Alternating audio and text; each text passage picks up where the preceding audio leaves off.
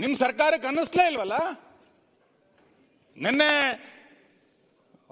ಯಾರೋ ಸಚಿವರಿಗೆ ಏಕವಚನದಲ್ಲಿ ಮಾತಾಡಿದ್ರು ಅಂತಂದಾಗ ನಿಮ್ಮ ಉಪಮುಖ್ಯಮಂತ್ರಿಗಳು ನಮಗೆ ಬಿಸಿ ರಕ್ತ ಇದೆ ಅಂತ ಭಾಷಣ ಮಾಡಿದ್ರು. ನಮಗೂ ಬಿಸಿ ರಕ್ತ ಇದೆ ಈ ಸಮಾಜಕ್ಕೆ.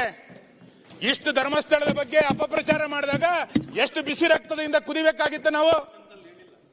ಕೆಜಿಹಳ್ಳಿ ಘಟನೆಯಲ್ಲಿ ಒಂದು ಪೋಸ್ಟ್ ನಲ್ಲಿ ನೀವು ಬೆಂಕಿ ಹಾಕಿದಾಗ ಭಾವನೆಗಳಿಗೆ ಧಕ್ಕೆ ಆಯಿತು ಅಂತ ಹೇಳಿ ಭಾಷಣ ಮಾಡಿರುವಂತಹ ಅವತ್ತಿನ ವಿರೋಧ ಪಕ್ಷದ ನಾಯಕರು ಇವತ್ತು ಮುಖ್ಯಮಂತ್ರಿ ಆಗಿ ಸಾವಿರಾರು ಪೋಸ್ಟ್ಗಳಾದಾಗ ನಿಮಗೆ ಭಾವನೆ ಧಕ್ಕೆ ಆಯಿತು ಅಂತ ಅನ್ನಿಸ್ತಿಲ್ವಾ?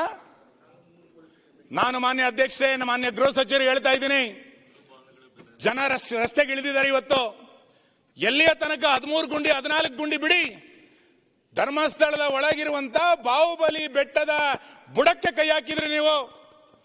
ಬಾಹುಬಲಿ ಬುಡಕ್ಕೆ ಕೈ ಹಾಕಿರುವಂತ ನಿಮಗೆ ಸರ್ಕಾರದ ಬುಡಕ್ಕೂ ಕೂಡ ಇದು ಬರುತ್ತೆ ಅನ್ನೋ ನೆನಪಿರ್ಲಿ.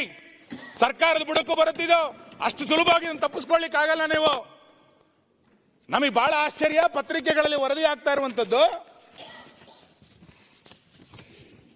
ನಮ್ಮ ಜಿಲ್ಲೆನಲ್ಲೇ ಸರ್ಕಾರಿ ಕೆಲಸವನ್ನ ಮಾಡಿದಂತ ಒಬ್ಬ ಹಿರಿಯ ಅಧಿಕಾರಿ ಈಗ ನಿಮ್ಮ ಪಾರ್ಟಿನಲ್ಲಿ ಸೇರಿ ಜನಪ್ರತಿನಿಧಿ ಆದ ನಂತರ ಒಂದು ಎಡಚರರು ಉಳಿದಂತವರು ಬೇರೆ ಬೇರೆ ಹೆಸರಿನಲ್ಲಿ ಸಂಘ ಸಂಸ್ಥೆಗಳನ್ನ ಕಟ್ಟಿಕೊಂಡು ಇದ್ರ ಬಹಳ ದೊಡ್ಡ ಪ್ರಮಾಣದಲ್ಲಿ ಈ ಷಡ್ಯಂತ್ರವನ್ನು ನಡೆಸಿದ್ದಾರೆ ಅಂತೇಳಿ ಪತ್ರಿಕೆಗಳಲ್ಲಿ ವರದಿಯಾಗಿದೆ. ನಮಗೆ ಬಹಳ ಆಶ್ಚರ್ಯ ಆಗೋದು, ಆಯ್ತಪ್ಪ ಅಲ್ಲಿರುವಂತ ಯಾರೋ ಯುವಕರು ಇದಕ್ಕೆ ಮಾಡ್ತಿದ್ದಾರೆ, ಆಯ್ತು ಮಾಡಿ. ಧರ್ಮಸ್ಥಳದಲ್ಲಿ ಉಜಿರೆನಲ್ಲಿ ಯಾವುದೋ ಇದನ್ನ ಪ್ರತಿರೋಧವನ್ನ ಅಲ್ಲಿ ಸ್ಥಳೀಯರು ವ್ಯಕ್ತ ಮಾಡಿದಾಗ ಎಸ್ಡಿಪಿಐ ಏನ್ ಸಂಬಂಧ ಸ್ವಾಮಿ? ಎಸ್ಡಿಪಿನವರು ಯಾಕೆ ಪ್ರತಿಭಟನೆ ಮಾಡಬೇಕು? ಅದಕ್ಕೆ ಧರ್ಮಸ್ಥಳಕ್ಕೂ ಎಸ್ಡಿಪಿಗೂ ಏನ್ ಸಂಬಂಧ? ಧರ್ಮಸ್ಥಳದಲ್ಲಿ ಯಾವುದೋ ಘಟನೆಗಳಾದಾಗ ಎಸ್ಡಿಪಿನವರು ಪ್ರತಿಭಟನೆ ಮಾಡ್ತಾರೆ ಅಂತಂದ್ರೆ ಇದರಿಂದ ಯಾರ್ಯಾರಿದ್ದಾರೆ ಅಂತ ಹೇಳ್ಬೇಕಲ್ಲ ನೀವು. ಇದರಿಂದ ನಡೀತಾ ಇರುವಂತಹ ಹುನ್ನಾರ ಏನು ಅನ್ನೋದು ನೀವು ಸ್ಪಷ್ಟ ಮಾಡಬೇಕಲ್ಲ. ಎಲ್ಲಿಯ ತನಕದ ಆಕ್ರೋಶವಾದಂತ ಮಾತುಗಳನ್ನ ಆಡಿದ್ರೂ ಕೂಡ ಈ ಸರ್ಕಾರ ಕಣ್ಣು ಮುಚ್ಚಿ ಕುಳಿತುಕೊಳ್ಳುತ್ತೆ ಅಂತಂದ್ರೆ, ಅಲ್ಲಿರುವಂತ ಒಬ್ರು ಹೇಳ್ತಾರೆ ಧರ್ಮಸ್ಥಳಕ್ಕೆ ನಾವು ಜೆಸಿಬಿಯನ್ನು ನುಗ್ಗಿಸ್ತೇವೆ, ಧರ್ಮಸ್ಥಳಕ್ಕೆ ನುಗ್ಗುತ್ತವೆ ಅನ್ನುವಂತ ಹೇಳಿಕೆಗಳನ್ನ ಕೊಟ್ಟಾಗ್ಲೂ ಕೂಡ ನಿಮ್ ಸರ್ಕಾರ ಮಾತಾಡೋದಿಲ್ಲ. ಯಾಕೆ? ಯಾರು ಬೇಕಾದ್ರೂ ಧರ್ಮಸ್ಥಳಕ್ಕೆ ನುಗ್ಗಬಹುದು, ಜೆಸಿಬಿ ಹಾಕಬಹುದು ಅಂತ ಅನ್ಕೊಂಡಿದ್ದೀರಾ? ಸಮಾಜ ರಸ್ತೆಗಿಳಿದಿದೆ ಇವತ್ತು. ಧರ್ಮಸ್ಥಳದ ಬಗ್ಗೆ ಮಾತಾಡಬೇಡಿ ಅಂತ ನಾವು ರಿಕ್ವೆಸ್ಟ್ ಮಾಡ್ತಾ ಇರೋದು. ಅಪಪ್ರಚಾರಗಳನ್ನು ಮಾಡೋರನ್ನ ಕಂಟ್ರೋಲ್ ಮಾಡಿ ಅಂತ ನಾನು ವಿನಂತಿ ಮಾಡ್ತಾ ಇದ್ದೇನೆ. ಮಾನ್ಯ ಗೃಹ ಸಚಿವರು ಮೊನ್ನೆ ಹೇಳಿದ್ರು SITಯ ತನಿಖೆನಲ್ಲಿ ನಾವು ಮಧ್ಯಪ್ರವೇಶ ಮಾಡೋದಿಲ್ಲ ಅಂತ. ನಾವು ತನಿಖೆನಲ್ಲಿ ಮಧ್ಯಪ್ರವೇಶ ಮಾಡಿ ನಾವು ಹೇಳಲೇ ಇಲ್ಲ. ತನಿಖೆ ಹಿಂಗೆ ಆಗಬೇಕು ಅಂತೇಳಿ ನಾವು ಕೂಡ ಆಗ್ರಹ ಮಾಡ್ತಾ ಇಲ್ಲ. ಆದ್ರೆ ಅಪಪ್ರಚಾರದ ಬಗ್ಗೆ ನಿಮ್ಮ ಸರ್ಕಾರದ ನಿಲುವೇನು? ನಿಮ್ಮ ಇಲಾಖೆ ಯಾಕೆ ಅಪಪ್ರಚಾರದ ಬಗ್ಗೆ ಇವತ್ತು ತಲೆ ಕೆಡಿಸ್ಕೊಳ್ತಾ ಇಲ್ಲ? ನೀವು ಅಪಪ್ರಚಾರದ ಬಗ್ಗೆ ಕಳೆದ 15 ದಿನಗಳಿಂದ ಅಥವಾ ಕಳೆದ 1.5-2 ತಿಂಗಳಿನಿಂದ ಇಷ್ಟು ದೊಡ್ಡ ಪ್ರಮಾಣದ ಅಪಪ್ರಚಾರಗಳು ನಡೆದರೂ ಕೂಡ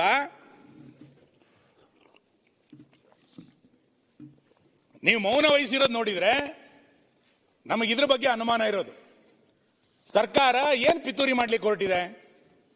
ಯಾರ್ಯಾರ ಜೊತೆ ಸೇರ್ಕೊಂಡು ಸರ್ಕಾರ ಪಿತೂರಿಯನ್ನು ಮಾಡ್ತಾ ಇದ್ದೀರಿ? ಹಿಂದೂ ಧಾರ್ಮಿಕ ಸಂಸ್ಥೆಗಳನ್ನ ಹೇಗ್ ಬೇಕಾದ್ರೂ ನಡೆಸ್ಕೊಂಡ್ರು ಸುಮ್ಮನಿರುತ್ತೆ ಅಂತೇಳಿ ನಿಮ್ಮ ಮನಸ್ಸಿಗೆ ಬಂದ್ಬಿಟ್ಟಿದ್ಯಾ? ಒಂದು ಪುಣ್ಯಕ್ಷೇತ್ರದ ಬಗ್ಗೆ, ನಮ್ಮ ನಾಡಿನ ಒಂದು ಪ್ರಸಿದ್ಧ ಪುಣ್ಯಕ್ಷೇತ್ರದ ಬಗ್ಗೆ ಇಷ್ಟೆಲ್ಲ ಅಪಪ್ರಚಾರಗಳು ಮಾಡಿದಾಗಲೂ ಸುಮ್ಮನೆ ಹೆಂಗಾಗತ್ತೆ? ಮತ್ತೆ ಷಡ್ಯಂತ್ರ ಹೆಂಗಾಗಿದೆ ಅನ್ನೋದಕ್ಕೆ ನಾನು ಆಗ್ಲೇ ಹೇಳಿದ್ನಲ್ಲ, SDPನವರು ಪ್ರತಿಭಟನೆಗೆ ಇಳಿತಾರೆ. ಇನ್ಯಾವುದೋ ದುಬೈನಲ್ಲಿರುವಂತಹ ಒಂದು ಚಾನಲ್ ಇದ್ರ ಬಗ್ಗೆ ಪ್ರಸಾರ ಮಾಡುತ್ತೆ, ಅಲ್ ಜಜೀರಾ ಚಾನಲ್ ಒಂದು ಪ್ರಚಾರ ಮಾಡುತ್ತೆ. ಅಲ್ಲೇನೋ ಹೆಣ್ಣು ಮಕ್ಕಳದು 100 ಹೆಣೆಗಳನ್ನ ಊತಿಟ್ಬಿಟ್ಟಿದ್ದಾರೆ ಅಂತೇಳಿ ಅವ್ರಿಗೇನ್ ಸಂಬಂಧ ಧರ್ಮಸ್ಥಳದ್ದು? ಕೇರಳದವರು ನಾವು ತನಿಖೆ ಮಾಡಬೇಕು ಅಂತೇಳಿ ಕೇರಳದವರಿಗೆ ಅನ್ಸುತ್ತೆ.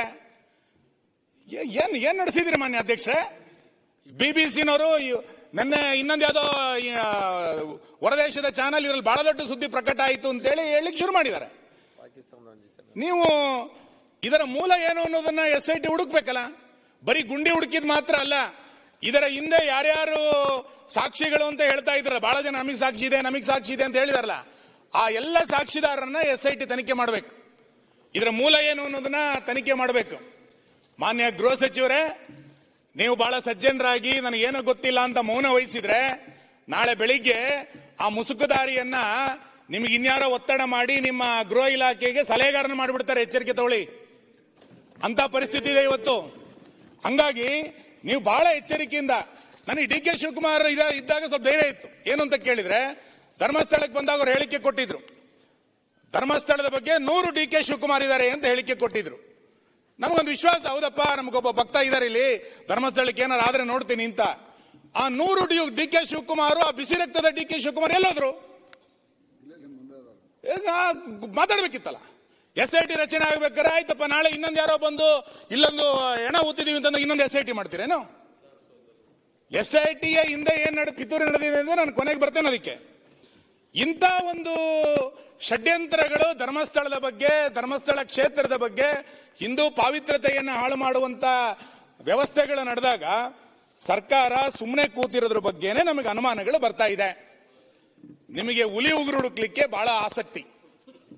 ಹುಲಿ ಉಗುರು ಹುಡ್ಕೊಂಡು ಯಾರ್ಯಾರ್ದೋ ಮನೆಗೆ ಹೋದ್ರಿ ನೀವು, ಹುಲಿ ಉಗುರು ಹುಡ್ಕೊಂಡು ಸರ್ಕಾರದ ಪೊಲೀಸ್ ಇಲಾಖೆ ಇಟ್ಕೊಂಡು ಗುಂಡಿ ತೋಡೋದ್ರ ಬಗ್ಗೆ ಬಹಳ ಆಸಕ್ತಿ. ಡ್ರಗ್ಸ್ ಫ್ಯಾಕ್ಟರಿ ಮೈಸೂರಲ್ಲಿ ಸಿಕ್ಕಿಬಿದ್ದಾಗ್ಲೂ ಕೂಡ ನಿಮ್ಮ ಇಲಾಖೆಗೆ ಏನು ಅನ್ನಿಸ್ಲಿಲ್ಲ. ಫೇಸ್ಬುಕ್ ಅಲ್ಲಿ 100 ಜನ ಅಪಪ್ರಚಾರ ಮಾಡಿದಾಗ್ಲೂ ಕೂಡ ಸರ್ಕಾರಕ್ಕೇನು ಅನ್ಸೋದಿಲ್ಲ. ಹಾಗಾಗಿ ಇವತ್ತು ಇದಕ್ಕೆಲ್ಲರೂ ಒಂದು ಕಡೆ ಈ ಅಪಪ್ರಚಾರಕ್ಕೆ ಕೊನೆ ಎಳಿಬೇಕು ಅನ್ನುವಂತ ಆಗ್ರಹವನ್ನು ನಾನು ಈ ಸಂದರ್ಭದಲ್ಲಿ ಮಾಡ್ತೇನೆ. ಮಾನ್ಯ ಅಧ್ಯಕ್ಷರೇ, ನಮಗೆ ಕಾಡ್ತಾ ಇರುವಂತ ಪ್ರಶ್ನೆ ಏನು ಅಂತ ಕೇಳಿದ್ರೆ, ಇಲ್ಲಿ ಸತ್ಯ ಹೊರಗೆ ಬರಬೇಕು ಅನ್ನೋದಕ್ಕಿಂತನೇ ಹೆಚ್ಚಾಗಿ, ಇಲ್ಲಿ ನ್ಯಾಯ ದೊರಕಬೇಕು ಅನ್ನುವಂತ ಕಳಕಳಿಗಿಂತ ಹೆಚ್ಚಾಗಿ ಒಂದು ಧಾರ್ಮಿಕ ನಂಬಿಕೆಯನ್ನ ಹಾಳು ಮಾಡುವಂತ ಒಂದು ವ್ಯವಸ್ಥಿತವಾದಂತ ಹುನ್ನಾರ ನಡೀತಾ ಇದೆ ಅಂತ. ನ್ಯಾಯಕ್ಕಿಂತ ಹೆಚ್ಚಾಗಿ ಒಂದು ಧಾರ್ಮಿಕ ನಿಂದನೆ ನಡೀಬೇಕು, ಸತ್ಯಕ್ಕಿಂತ ಹೆಚ್ಚಾಗಿ ಒಂದು ವ್ಯವಸ್ಥೆಯನ್ನ ಹಾಳು ಮಾಡಬೇಕು, ಒಂದು ಅರಾಜಕತೆಯನ್ನ ಕರ್ನಾಟಕದಲ್ಲಿ ಈ ಅಪಪ್ರಚಾರಗಳ ಮುಖಾಂತರವೇ ಮಾಡಬೇಕು ಅನ್ನುವಂತ ಹುನ್ನಾರಗಳು ಸರ್ಕಾರದ ಕಡೆಯಿಂದ ಇವತ್ತು ನಡೀತಾ ಇದೆ ಅಂತೇಳಿ ನಮ್ಗೆ ಅನ್ನಿಸ್ತಾ ಇದೆ. ಹಾಗಾಗಿ ನಾನು ಸರ್ಕಾರವನ್ನ ಈ ಸಂದರ್ಭದಲ್ಲಿ ಆಗ್ರಹಿಸೋದು, ಈ ತನಿಖೆ ಎಷ್ಟು ದಿನ ನಡೆಯುತ್ತೆ ಅಂತ ಹೇಳಿ. ಮಾನ್ಯ ಗೃಹ ಸಚಿವರು ಇದರ ಮಧ್ಯಂತರ ವರದಿಯನ್ನ ನೀವು ಕೊಡ್ಲಿಲ್ಲ ಅಂತಾದ್ರೆ 100 ಊಹಾಪೋಹಗಳು ಇನ್ನಷ್ಟು ಹುಟ್ಟಲಿಕ್ಕೆ ಪ್ರಾರಂಭ ಆಗುತ್ತೆ. ಆ ಊಹಾಪೋಹಗಳನ್ನ ಅವಕಾಶ ಕೊಡಬೇಡಿ ನೀವು, ಆ ಊಹಾಪೋಹಗಳಿಗೆ. ಮೂರನೇದು, ಆ ಯಾರು ಗುಂಡಿಗಳನ್ನ ತೋರಿಸ್ತಾ ಇದ್ದಾನೆ ಅವನು ಮಂಪರ್ ಪರೀಕ್ಷೆಯನ್ನು ಮಾಡಿ ಆತನ ಮೂಲ ಏನಿದೆ, ಇದಕ್ಕೆ ವಿದೇಶಿ ಹಣ ಬಂದಿದೆ ಅನ್ನುವಂತ ಸುದ್ದಿಗಳು ಬರ್ತಾ ಇದೆ. ಈ ರೀತಿ ಇದಕ್ಕೆ ಯಾರು ಹಣಕಾಸಿನ ಮೂಲ ಒದಗಿಸಿದ್ದಾರೆ, ಇದರ ಹಿಂದೆ ಇರುವಂತಹ ಸಂಘಟನೆ ಯಾರು, ಇದರ ಹಿಂದೆ ಇರುವಂತಹ ವ್ಯಕ್ತಿಗಳು ಯಾರು, ಇದೆಲ್ಲದೂ ಕೂಡ SIT 2 ನಲ್ಲಿ ತನಿಖೆಗಳಾಗಬೇಕು. SIT 1 ಮುಗಿಸಕ್ ಆಗಲ್ಲ ಇದನ್ನ. SIT 2 ನಲ್ಲಿ ಇದೆಲ್ಲದನ್ನು ಕೂಡ ಮಾಡಬೇಕು. ಬರೀ ಗುಂಡಿ ತೋಡಿದಕ್ಕೆ ಮಾತ್ರ SIT ಅಲ್ಲ, ಇದರ ಹಿಂದೆ ಇದು ಯಾರಿದ್ದಾರೆ, ಇದ್ರ ಹಿಂದೆ ಯಾರು ಹಣಕಾಸಿನ ವ್ಯಕ್ತಿ ಕೊಟ್ಟಿದ್ದಾರೆ, ಮತ್ತು ಆ ಮುಸುಕುದಾರಿ 3-4 ಗಂಟೆ SIT ವಶದಲ್ಲಿ ಇದ್ರು ನಂತರ ಎಲ್ಲೆಲ್ಲಿ ಹೋಗಿದ್ದ, ಇದನ್ನು SIT ಅಲ್ಲಿ ತನಿಖೆ ಆಗಬೇಕಲ್ಲ. ಅದು ಯಾರ್ಯಾರು ಸಂಪರ್ಕ ಮಾಡಿದ್ರ ಆತನಿಗೆ, ಇದೆಲ್ಲದೂ ಕೂಡ ತನಿಖೆ ಮಾಡಬೇಕಾಗಿರುವಂತ ಅಗತ್ಯತೆ ಇದೆ ಅಂತ ನಾನು ಅನ್ಕೊಳ್ತೇನೆ. ಮತ್ತು ನನಗೆ ಬಹಳ ಗಟ್ಟಿ ಅನ್ಸೋದೇನು ಅಂತ ಕೇಳಿದ್ರೆ, ಇಷ್ಟೆಲ್ಲ ಸರ್ಕಾರ ಮೌನವಾಗಿ ಕೂತಿದೆ ಅಂತಂದ್ರೆ, ಇಷ್ಟೆಲ್ಲ ಅಪಪ್ರಚಾರಗಳು ದೀರ್ಘವಾಗಿ ನಡೆದಾಗ, ಇಡೀ ರಾಜ್ಯದ ಜನ ಧರ್ಮಸ್ಥಳದ ನಂಬಿಕೆಗೆ ಧಕ್ಕೆ ಆಗ್ತಾ ಇದೆ ಅಂತ ಹೇಳಿದಾಗ್ಲೂ ಕೂಡ ನೀವು ಸುಮ್ಮನೆ ಕೂತಿದ್ದೀರಿ ಅಂತಂದ್ರೆ ನಿಮ್ ಸರ್ಕಾರದ ಅಜೆಂಡಾ ಏನು, ನಿಮ್ ಸರ್ಕಾರದ ಉದ್ದೇಶ ಏನಿದೆ? ಹಾಗಾದ್ರೆ ನನಗನ್ಸುತ್ತೆ ಮಾನ್ಯ ಅಧ್ಯಕ್ಷರೇ, ಜುಲೈ 11ನೇ ತಾರೀಕು ಆತ ಬುರುಡೆ ಹಿಡ್ಕೊಂಡು ಬಂದ. ಜುಲೈ 16ನೇ ತಾರೀಕು ಮಾನ್ಯ ಗೃಹ ಸಚಿವರು ನಿಮ್ಮ ಹೈಕಮಾಂಡಿನ ಉಸ್ತುವಾರಿಗಳನ್ನ ಇಲ್ಲಿ ಭೇಟಿ ಮಾಡಿದ್ರು. ಅವರೊಂದಿಷ್ಟು ಮಂತ್ರಿಗಳನ್ನು ಕರೆದು ಮಾತಾಡ್ತಾ ಇದ್ರು. ಜುಲೈ 19ನೇ ತಾರೀಕು SIT ರಚನೆ ಆಯಿತು. ನಿಮ್ ಪಾರ್ಟಿ ಅಜೆಂಡಾ ಏನಿದೆ ಇದರಲ್ಲಿ? ನೀವು ಈ ಧರ್ಮಸ್ಥಳ ಕ್ಷೇತ್ರವನ್ನ ಅವಹೇಳನ ಮಾಡಬೇಕು ಅಂತೇಳಿ ನಿಮ್ ಪಾರ್ಟಿನಲ್ಲಿ ಏನಾರು ಅಜೆಂಡಾ ಫಿಕ್ಸ್ ಮಾಡ್ಕೊಂಡಿದ್ದೀರಾ? ನಿಮ್ಮ ಹೈಕಮಾಂಡ್ ನಿರ್ದೇಶನದಂತೆ ಇದು ಏನಾರು ನಡೆದಿದೆಯಾ?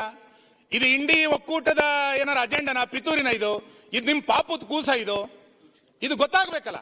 ಯಾಕೆ ಅಂತ ಹೇಳಿದ್ರೆ ಕೇರಳದವರು ಇದ್ರ ಬಗ್ಗೆ ಮಾತಾಡ್ತಾರೆ, ಯಾರೋ STP ಇದ್ರ ಬಗ್ಗೆ ಮಾತಾಡ್ತಾರೆ, ಇನ್ಯಾರೋ ಒಬ್ಬ MP ಅವ್ರು ಮಾತಾಡ್ತಾರೆ ಅಂತಂದಾಗ ಮುಗಿಸ್ಬಿಡ್ತೀನಿ. ನೀವು ಆಮೇಲೆ ಇಂಟರ್ವ್ಯೂನ್ ಆಗಿ ನಾನು ಮುಗಿಸ್ತೇನೆ. SIT ಶುರು ಆದಾಗ ನೀವು ಇಂಟರ್ವ್ಯೂನ್ ಆಗಬೇಕಿತ್ತು. ಈಗ ಅವ್ರು ಮುಗಿಸ್ಲಿ, ಆಮೇಲೆ ಇಂಟರ್ವ್ಯೂನ್ ಆಗ್ರಿ. ಈಗ ಆಯ್ತಾಯ್ತಪ್ಪ ಸರ್, ಆಮೇಲೆ ಮಾತಾಡ್ರಿ ಸರ್. ನೀವು ಈಗ ಅವರ ಭಾವನೆ, ಅರ್ಥ, ನೋವು, ಧರ್ಮಸ್ಥಳದ ವಿಚಾರ ನಾನು ಅವ್ರೇನು ಹೇಳ್ತಿರಲ್ಲ, ಇಂಥ DK ಶಿವಕುಮಾರ್ 100 ಜನ ಇದ್ದಾರೆ ಅಂತ, ಐ ಬಿಲೀವ್ ಇನ್ ಇಟ್. ಮಾತು ಬಿಡದ ಮಂಜುನಾಥ, ಕಾಸು ಬಿಡದ ತಿಮ್ಮಪ್ಪ, ಅದ್ರಲ್ಲಿ ನಂಗೆ ನಂಬಿಕೆ ಇರೋನು. ಆ ಧರ್ಮಸ್ಥಳದ ಬಗ್ಗೆನೂ ನಂಬಿಕೆ ಇರೋನು, ಆ ದೇವಸ್ಥಾನ ಬಗ್ಗೆ ನಂಬಿಕೆ ಇರೋನು, ಧರ್ಮಾಧಿಕಾರಿ ಬಗ್ಗೆ ನಂಬಿಕೆ ಇರೋನು, ಅವರ ಆಚಾರ ವಿಚಾರ ಎಲ್ಲ ಕೂಡ ನಮಗೂ ಅರಿವಿದೆ, ನಮಗೂ ಗೊತ್ತಿದೆ. ಬಟ್ ಪರಿಸ್ಥಿತಿ ಏನಿದೆ ಅಂತ ಹೋಮ್ ಮಿನಿಸ್ಟರ್ ಹೇಳ್ತಾರೆ. ನಾನು because is the home minister, he has gone very deeply, we know this subject. But what made us happen, ಯಾಕೆ ಇದಾಯ್ತು, ನಿಮ್ಗಿನ್ನ ಜಾಸ್ತಿ ಇಲ್ಲಿ ನಾವು ಮಾತಾಡೋ 4 ಜನ ಅಲ್ಲ, ಲಕ್ಷಾಂತರ ಜನ ಭಕ್ತಾದಿಗಳು ಇವತ್ತು ಇಡೀ ದೇಶದಲ್ಲೇನೆ ಎಲ್ಲೂ ಅನ್ನದಾಸೋಹ ಪ್ರಾರಂಭ ಮಾಡದೇ ಇದ್ದಾಗ ಅಲ್ಲಿ ಒಂದು ಪರಂಪರೆ ಪ್ರಾರಂಭ ಮಾಡಿದ್ದು ಕೂಡ ನಮ್ಗೆ ಅರಿವಿದೆ. ಯಾಕೆ ಹಿಂಗ್ ಆಗ್ತಾ ಇದೆ ಅಂತ ಕೂಡ ನೀವು don't link it to a political angle. Congress high command why Congress will involve? ಯಾವನೊಬ್ಬ ಬಂದು ಅಲ್ಲಿ ಇರೋಂತ ಇಂಟರ್ನಲ್ ಪ್ರಾಬ್ಲಮ್ ಅಂತ ಬಂದು ಮಾಡಿ ಅವ್ನು ಯಾವನೊಬ್ಬ ಬಂದು ಮಾಡಿದ್ದಾನೆ. ಡೆಫಿನೆಟ್ಲಿ ನಿಮ್ಗಿನ್ನ ಜಾಸ್ತಿ ನಮ್ಮ ಪಾರ್ಟಿಲೇ ಕೂಡ ಇನ್ಕ್ಲೂಡಿಂಗ್ ಶಿವಲಿಂಗೇಗೌಡರು ಇರ್ಬೋದು, ನಮ್ಮ ರೈ ಇರ್ಬೋದು, ಇವರೆಲ್ಲ ಸೇರ್ಕೊಂಡು ನಮ್ಮ ಪೊಲಿಟಿಕಲ್ ಪಾರ್ಟಿಲೂ ಕೂಡ CLP ಮೀಟಿಂಗ್ ಅಲ್ಲಿ we are very firm that ಆ ಧರ್ಮಸ್ಥಳದ ಗೌರವ ಏನಿದೆ, ಧಾರ್ಮಿಕವಾದಂತ ಗೌರವ, ಯಾಕೆಂದ್ರೆ ಭಕ್ತನಿಗೂ ಭಗವಂತನಿಗೂ ಇರುವಂತ ಸಂಬಂಧದಲ್ಲಿ ಯಾವ ಸಂದರ್ಭ ಕೂಡ ನಾಶ ಆಗಬಾರ್ದು. ಅವ್ರು ಮೊದಲಿಂದ ಕೂಡ ಕಾಪಾಡ್ಕೊಂಡು ಬಂದಿದ್ದಾರೆ. ಅವ್ರು ಮಾಡ್ತಾ ಇರೋಂಥ ಸೋಷಿಯಲ್ ಸರ್ವಿಸ್, ಅವ್ರು ಮಾಡ್ತಾ ಇರೋಂಥ ಧಾರ್ಮಿಕ ವಿಧಾನ, ಅದ್ರ ಬಗ್ಗೆ ಯಾರಿಗೂ ಅನುಮಾನನೂ ಇಲ್ಲ. We support Karnataka Congress government is committed to stand by their philosophical work and ಧಾರ್ಮಿಕವಾದಂತಹ ವರ್ಕ್ಗೆ ರಕ್ಷಣೆ ಕೊಡಲಿಕ್ಕೆ ನಾವು ಬದ್ಧವಾಗಿದ್ದೀವಿ. ಕೆಲವರು ಬಂದು ಹೇಳಿದ್ದಾರೆ, ಕೋರ್ಟಲ್ಲಿ ಹೋಗಿ ಹೇಳಿದ್ದಾರೆ. ಕೋರ್ಟಲ್ಲಿ ಹೇಳಿದ ಸುಮ್ಮನೆ ಹೋಮ್ ಮಿನಿಸ್ಟರ್ ಕಿತ್ಕೊಂಡು ಒಂದು ಸರ್ಕಾರ ಸುಮ್ಮನೆ ಕೂತ್ಕೊಳ್ಳಕ್ ಆಗ್ತದ? That the honourable home minister will reply. I am telling you still now we know ಧರ್ಮಸ್ಥಳದ ವೀರೇಂದ್ರ ಹೆಗ್ಗಡೆ ಅವರಾಗ್ಲಿ, ಅವರ ಪರಂಪರೆ ಆಗ್ಲಿ, ಆ ದೇವಸ್ಥಾನ ಆಗ್ಲಿ, ಅವ್ರ ಧಾರ್ಮಿಕ ವಿಚಾರ ಆಗ್ಲಿ, ಧರ್ಮ ಆಗ್ಲಿ, ಅದ್ರ ಬಗ್ಗೆ ನಮಗೂ ನಿಮ್ಗೆ ಎಷ್ಟು ಕಾಳಜಿ ಇದೆ ಅದಕ್ಕಿಂತ ಒಂದು ರೌಂಡ್ ಜಾಸ್ತಿನೇ ಇದೆ. ಅದು ಕೂಡ ತಮ್ಮ ತಲೆಯಲ್ಲಿರ್ಲಿ. ವರ್ಕ್ ನೀವು ಹೇಳ್ತಾ ಇದ್ದೀರಿ ನಿಜ. ಈಗ ಸೋಷಿಯಲ್ ಮೀಡಿಯಾ ಬಂದ್ಬಿಟ್ಟಿದೆ. ಸೋಷಿಯಲ್ ಮೀಡಿಯಾ ಯಾರು ಅಲ್ಲಲ್ಲ ಹೇಳ, ಸೋಷಿಯಲ್ ಮೀಡಿಯಾ ಬಂದ್ಬಿಟ್ಟಿದೆ. ಸೋಷಿಯಲ್ ಮೀಡಿಯಾ ಬಂದ್ಬಿಟ್ಟಿದೆ, ಮಾಡ್ತಾ ಇದೆ. ಏನ್ ಮಾಡಕ್ಕಾಗ್ತದೆ? ನಿಮ್ಗೆ ಈ ಸಹಾನುಭೂತಿ ಅಪಪ್ರಚಾರ ಮಾಡಬೇಕಿದ್ದೀರಿ, ಪ್ರಶ್ನೆ ಬರ್ತಿರ್ಲಿಲ್ಲ. ಶಿವಕುಮಾರ್ ಅವರೇ, ತಾವು ಒಂದೇ ನಿಮಿಷ, ತಾವು ಬಹಳ ರೋಷಾವೇಶದಿಂದ ಹೇಳಿದ್ದೀರಾ. ರೋಷ ಇಲ್ಲಪ್ಪ, ದ್ವೇಷದಿಂದನೂ ಹೇಳಿದ್ದೀರಾ. ದ್ವೇಷ ಇಲ್ಲ, ಬಹಳ ನಮ್ರತೆಯಿಂದ ಮಾತಾಡ್ತಾ ಇದ್ದೀರಾ. ಬಹಳ ಖಡಕ್ ಆಗಿ ಹೇಳಿದ್ದೀರಾ. ರೋಷ ಬೇಡ, ಖಡಕ್. So my stand on Dharmasthala, my stand on Manjunatha, my belief on Manjunatha. ಆದ್ರೆ ಶಿವಕುಮಾರ್ ಇಂಗ್ಲಿಷ್ ಅಲ್ಲಿ ಒಂದು ಸೆಂಟೆನ್ಸ್ ಇದೆ, proof of pudding is in eating ಅಂತ. ನಿಮ್ಮ ಒಟ್ಟು ನಡವಳಿಕೆ, ಈ ಸರ್ಕಾರದ ನಡವಳಿಕೆ, SIT ಬೇಡ, ದಕ್ಷಿಣ ಕನ್ನಡ ಪೊಲೀಸ್ ಅವರೇ ದಕ್ಷರಿದ್ದಾರೆ, ಅವ್ರಿಗೆ ಇದಿದೆ ಅಂತ ಹಿಂದಿನ ದಿವಸ ಹೇಳಿ, ಮಾರನೇ ದಿವಸ SIT ಪ್ರಾರಂಭ ಮಾಡಿ, ಅವನ್ ತೋರ್ಸಿಕ್ಕಿಂತ ಜಾಸ್ತಿ ಇವಾಗ ಏನ್ ಹೇಳ್ತಾರೆ ಅಲ್ಲೆಲ್ಲ ಹೋಗಿ ಅಡಿತಾ ಇದ್ದೀರಲ್ಲ. ಈ proof of pudding is eating ಅನ್ನೋದು ಇಲ್ಲಿ ಬರ್ತದೆ. DK ಶಿವಕುಮಾರ್ ಉಪಮುಖ್ಯಮಂತ್ರಿ ಆಗಿ ಹೇಳಿದಾರೋ, ಒಬ್ಬ ಭಕ್ತನಾಗಿ ಹೇಳಿದಾರೋ ನನ್ಗೆ ಅರ್ಥ ಆಗೋದಿಲ್ಲ. ಆದ್ರೆ ನಿಮ್ಮ ಮಾತಿಗೆ, ನಿಮ್ಮ ಭಾವನೆಗೆ, ಇವ ಆಗ್ತಾ ಇರೋ ನಡವಳಿಕೆಗೆ ಏನು ಸಂಬಂಧ ಇಲ್ಲ. ಎಲ್ಲ ಸಂಪೂರ್ಣ ಆಪೋಸಿಟ್ ಆಗ್ತಾ ಇದೆ.